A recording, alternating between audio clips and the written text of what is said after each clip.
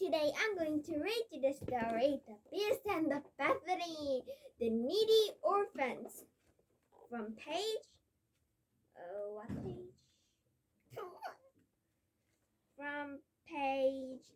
From page 157 to page 166. Okay, let's read it. The Needy Orphans. It's amazing how quickly a day can change. Less than 5 minutes beforehand, they had all been feeling pretty jolly about life. I ain't feeling jolly about life, moaned the birdkeeper. Neither am I, said Bethany. I'm also far from jolly, added Ebenezer. Like most unjolly people, all three of them wanted to have some time alone with their thoughts. The last thing any of them wanted to do was make conversation, and so it was highly irritating when they heard the shop door swing open. "Good day!" shouted a voice which was infuriatingly Oh, tasty, want some? Of course not. Ellie, do you want a seat? Want a seat? Okay, you can come here. Did you want to eat this? Oh, have it. You can come here if you want it. Oh, thank you. I'm going to hold my wrist and go. Okay, so when are you feeling unjolly? There is nothing worse than having to deal with someone who is in a good mood. Ebenezer, Bethany, and the birdkeeper stumbled to the front of the shop. They discovered that the owner of the chirping voice was Miss Fezziwig, and that she had arrived with a box. Each of them groaned. She was unable to tell her presence was unwelcome. "Good day to you all," said Miss Fezziwig. "Well, two of you anyway," she added, and on spotting Bethany. "Have you had a haircut, Mr. Tweezer?" "No, I'm just an Ordford," he answered grumpily. Why are you here?" asked the birdkeeper even more grumpily. "That's a very good question," shrieked Miss Fezziwig. Her enthusiasm was relentless. "And the answer is that I want to offer you the chance to feel good about yourself." The birdkeeper perked up at this. "As you probably already know, the Institute for Gentlemanly Boys and Ladylike Ladies. You can't always give as much as we would like," said Miss Fezziwig. "What with all the money it takes to feed the children and clothe them and keep them in school, we don't have much left to treat them." "Ever," muttered Bethany.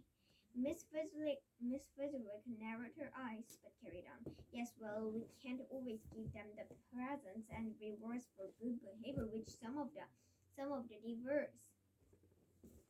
Great, diverse. "Yep, and your office seems awfully nice for someone who can't afford presents," said Ebenezer. "I am a lady, Mr. Twiz, and I have grown accustomed to like lady things. My luxurious lifestyle is a necessary expense for the orphanage," said Miss Fezziwig. The birdkeeper was losing interest. He couldn't see how any of this would help him feel better about the fact that his favorite bird had died in suspicious circumstances. "Now then, you're probably wondering what this all has to do with you," continued Miss Fezziwig, addressing the pressing issue. "Well, I have been visiting all the business owners in an area, and I have asked them all whether they have anything in they might be able to donate to us." Miss Fezziwig put her box on the counter and showed some of the things which had already been donated. The items in the box included 12 bags of licorice from Miss Muddle's sweet shop, a stack of unwanted books from the local library, a bottle of full-fat milk from the milkman, and a trio of trumpets from Mr. and Mrs. Cusack's theater school. "And so now I come to you," said Miss Fezziwig to the birdkeeper. "Is there anything you might be willing to give to those who need it most?"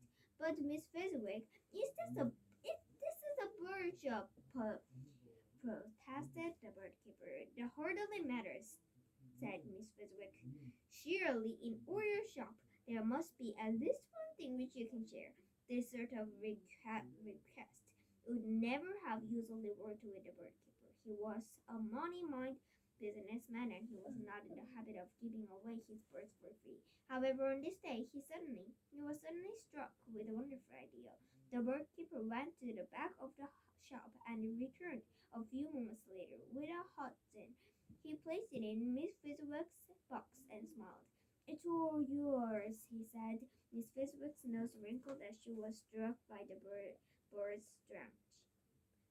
"Do you have anything a little more gentlemanly or ladylike?" she asked. "No, just this one," answered the bird keeper. "Don't you want it?" "Oh, yes, of course we want it."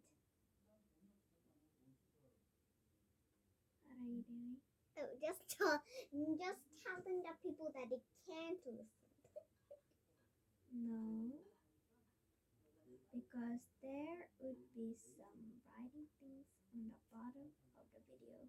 So Oh, you really? shouldn't. And I'm going to just But if you want it, you can do it. But you shouldn't like this. That is the talking. Wait a minute. Oh, wait a minute. This is Lisa the hot dog. Oh, thank you for meeting me. It's my turn to turn. Okay. It's my turn to speak now. "Oh, yes, of course we want it," said Miss. "Don't you want it?" "Oh, yes, of course we want it," said Miss Fezziwig. "It would be terribly ill manners to say no. It's just that, well, actually, this box is pretty heavy, so maybe it's best if I come back for this lovely, really, really lovely bird later. That's all right. I will leave it out for you. What time will you be back?"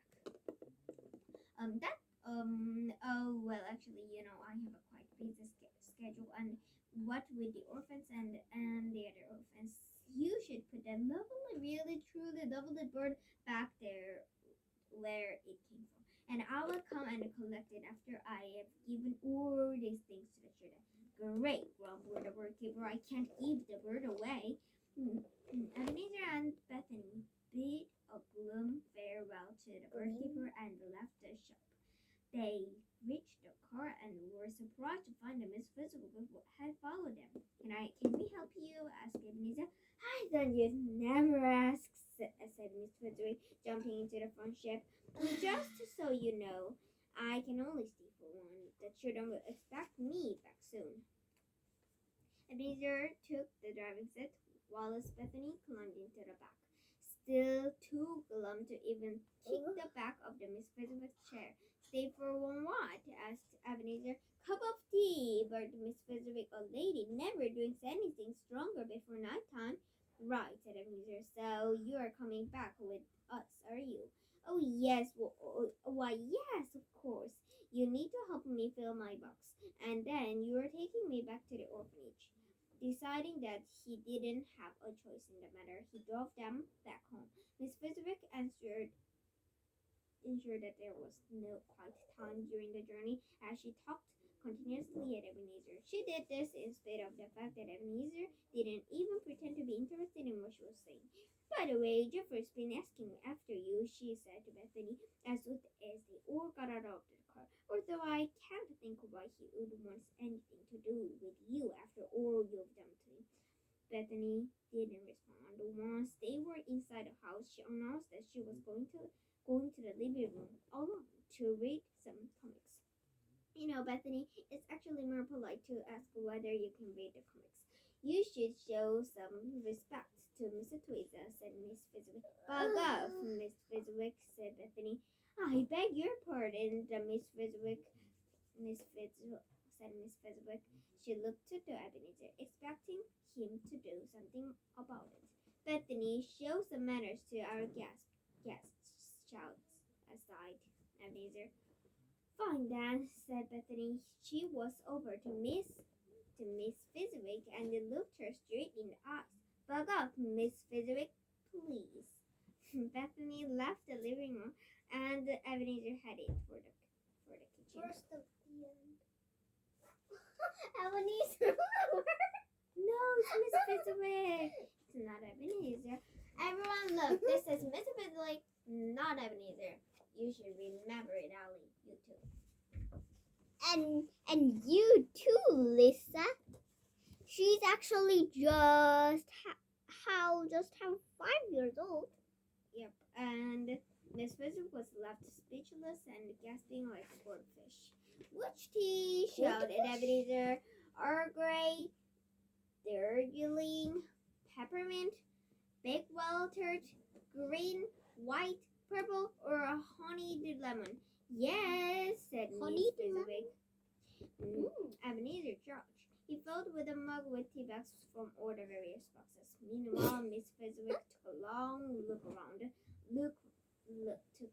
Took a look around the place. This is a quite good house. I'm sure there will be plenty for my box and I, she said, gazing eagerly up the stairs. Shall we begin the tour? It's 15 floors high and my legs are tired, said Ebenezer. We better start straight away then, said Miss Fezzik. She started climbing up the stairs without waiting for any further response from Ebenezer. During the tour, Miss Fezzik would walk into a room, seriously case everything she saw, took an occasional item or two for her box, and then move on to the next one. Ebenezer was remarkably patient. However, his nerves were tested when they reached the 11th floor. This is clearly wrong, said Miss Fezzik. What were you thinking when you purchased these pictures? The woman's nose on backwards, and the skeleton is smoking a cigarette. It's not very family friendly now, is it? Miss Fezzik walked over the picture of the golden boy, and it was here that things got truly tense. What nonsense, she said. I've seen orphans draw more interesting pictures with their finger. This house is in serious need of a lady's touch. This house does not need to be touched by anything, said Ebenezer, and the golden boy is one of the finest pictures of that has ever been produced by mankind. Your children would chop off their fingers for a chance to paint like that. You must calm down at once, Mr. Tweezer, she said, giving him a stern turn. Aren't you a naughty boy? Insert of look. A gentleman never loses his temper. I don't like gentlemen, and I don't like ladies. What is a gentleman? Shinta. Gentleman is Into Korean. Yep. Not meaning to. What are you doing? Oh, I'm just carrying this piece. Okay, so. There. So, sorry. Okay, they continued the tour the next 3 flights of stairs. Miss Fezzik began to grow impatient with the lack of box-worthy items on offer. Is that the last one? She asked, pointing to the stairs which led to the best room. My box isn't not even helpful. It's all gone by far too quickly. Ebenezer had been thinking the exact opposite and wondering whether time was passing deliberately slowly just on him. He stood in front of the staircase to stop Miss Fezzik from going any further. Actually, we're stopping here, he said. There's nothing up that will interest you. Miss Fezzik ignored him. She pushed past Ebenezer and marched up the stairs. I think they will be a judge of that. Thank you very much, she said. It's probably where you store all the good stuff. No way, stop! Ebenezer shouted. He tried to catch her, but his legs weren't moving fast enough. She swung open the creaky old door and pointed into the room. What do we have here? She asked. Done. Wait a minute. Why? Subtract this. Or you'll get. Wait a minute. Lisa, bye bye too. She's a pop star. Okay. Okay.